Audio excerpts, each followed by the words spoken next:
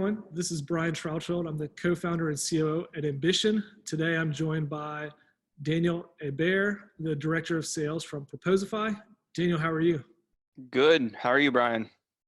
I'm making it. It's a beautiful day here in the Southeast. How's it up there in Canada? It is very nice, nice and sunny. Nice change from yesterday. It kind of snowed a little bit yesterday, which I wasn't happy about. Yeah, I know. We're recording this in early May, and I feel like the snow in the Northeast is it's a little off-putting at this point. Yeah, it's not normal for sure. Yeah. Well, I appreciate you connecting with us. Your guys' company is really well respected in the sales ecosystem, sales enablement ecosystem. So just wanted to connect and learn a little bit about what you as a leader are doing to adapt and adjust and manage your sales team right now, obviously with the uncertainty out in the market. So just to kick it off, you mentioned before, had to make some adjustments and had to deal with the curveballs coming out of the COVID crisis. Where did you start and what was your first kind of adjustment? Yeah, like March? the first thing we did, I told our sales ops person, like, hey, we need to keep track of our deals that we're losing to COVID in Salesforce, because that's, those are deals that are going to unfreeze at a certain point. And we want to make sure that we are top of mind and keep in touch with all of these, because we don't know when their budget freeze is going to be lifted. And we need to make sure that they're not moving in a different direction than they were originally going to, because we didn't keep in touch with them. So that's the first thing that we did.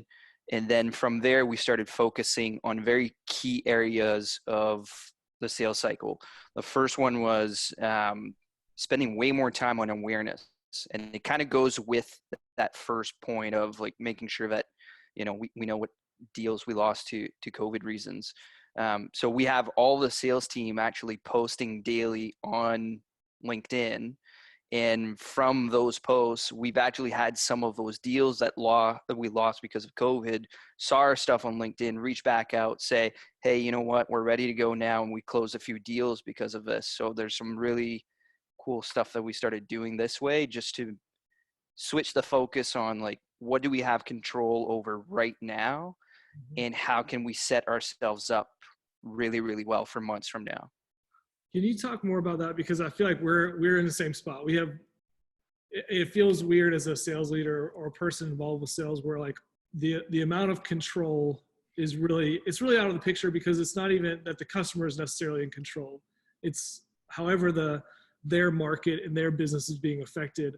So with your like outreach and with the engagement with customers, are you changing the content? Are you talking about different types of things to kind of build that relationship?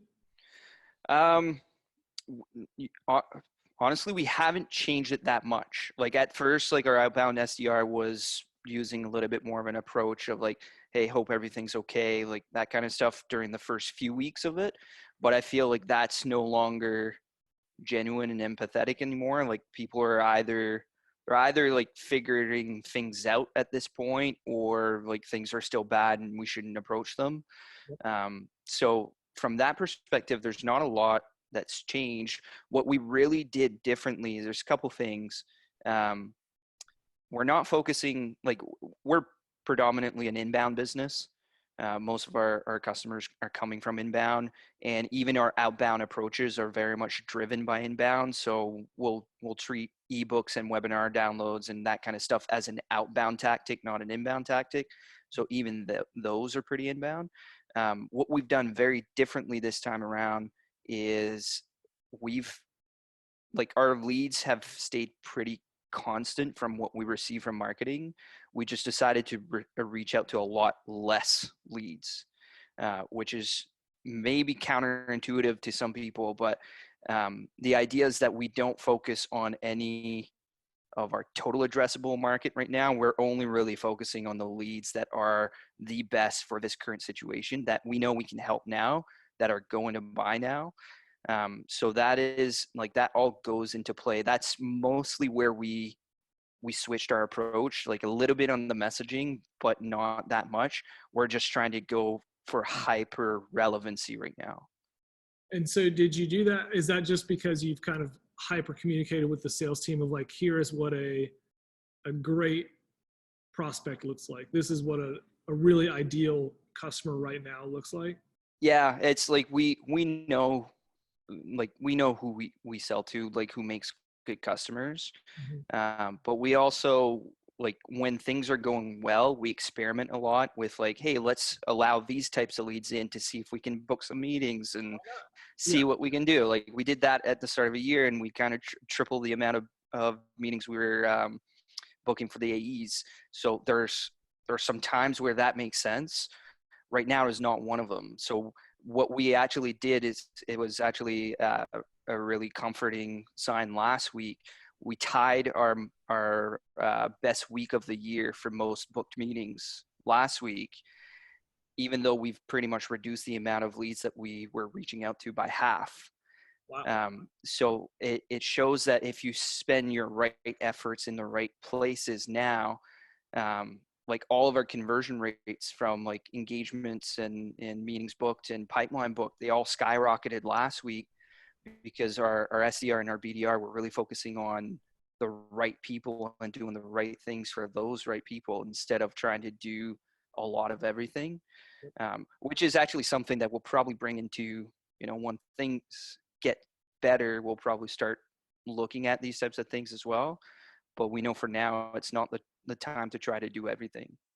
Yeah, absolutely. One thing I've been really curious about, because I think it's having a big impact on teams right now, is like, what's the cadence of communication between you and the team? And schedules are kind of crazy for folks. School's not out, not back in session here by any means. How are you guys adjusting to that? And how have you maybe, kept the team all engaged and all aligned, but probably a little bit hectic? Yeah, it's a fine balance because like from one perspective, doing all the meetings in Zoom and like working from home, I feel like I've gotten closer with some of our reports, my direct reports, just because we spend longer chunks of time together, Okay. right? And it's one-on-one dedicated time versus, a 5-minute, hey, do you have a set type of meeting that we would have in the office? Um, that being said, it also adds a ton of meetings to Yeah. your calendar. So now you have to balance that to make sure that you're not overbooking meetings and training sessions and all that stuff. So we found a pretty good cadence. We have our Monday morning meeting for the entire sales team. That used to be in the calendar. That's going to continue being the calendar. We also, from Tuesday to Friday, we do a 10-minute stand-up every morning at 8:50. So that stayed in the calendar, and we have weekly one-on-ones with all the direct reports. So that's consistent and has stayed in calendar. The stuff that we added in calendar is a 1 hour recurring at the same time on Wednesday AE training. So we're looking at very specific parts of our methodology and our sales cycle that are really crucial right now and brushing up on that as a team. We're doing an hour film review. So instead of me listening to calls and giving feedback, we're actually getting together as a team and assigning roles. One person is giving positive feedback, the other person is giving negative feedback. So we're doing that. And then we've increased the amount of pipeline and deal reviews that we are doing, and we are also doing them as a team instead of one-on-one. So we used to do half-hour one-on-one every other week. Now we're doing as an AE group once a week, just because there's so much movement in the pipeline. Deals that are moving really, really well, just on a Tuesday, they could be forecasted to close on Friday, and then on Wednesday, you come back and say, hey, our board just put a budget freeze for us, so this is no longer happening. So we have to review these very often, and our sales cycles have always been fairly short, less than a month. So when you put that in place, you just have to really increase the frequency of those types of things.